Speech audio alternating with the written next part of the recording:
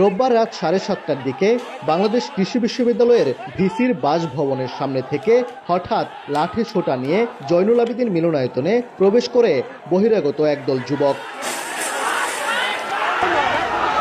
Cocktail বিস্ফোরণ ঘটিয়ে হামলা চালায় আন্দোলনরত 2 অনুষদের শিক্ষার্থীদের ওপর। পরে অবরুদ্ধ ভিসি ও শিক্ষকদের বের করে নিয়ে যায়। এ সময় নারী শিক্ষার্থী, সাংবাদিক সহ বেশ কয়েকজন আহত হন।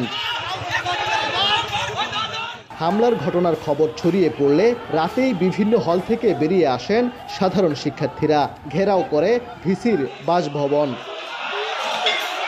কয়েকজন বহিরাগত এসে অ্যাটাক করেছে এবং বোনকে ভিতরে দৌড়িয়ে পাঠিয়েছে, যেমন তাকে শরীরে আঘাত করেছে। এছাড়াও আরো অনেক স্টুডেন্ট আহত হয়েছে। তাদের উপর অস্ত্র লাঠিসোঁটা ছিল এবং তারা ককটেল বিস্ফোরণ করেছে এখানে।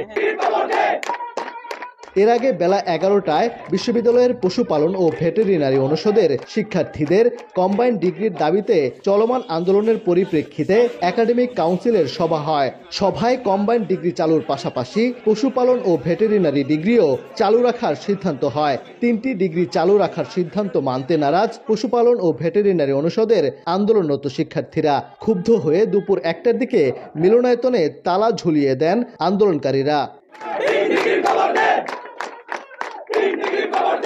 উদ্ভূত পরিস্থিতিতে বাংলাদেশ কৃষি বিশ্ববিদ্যালয় অনির্দিষ্টকালের জন্য বন্ধ ঘোষণা করা হয়েছে।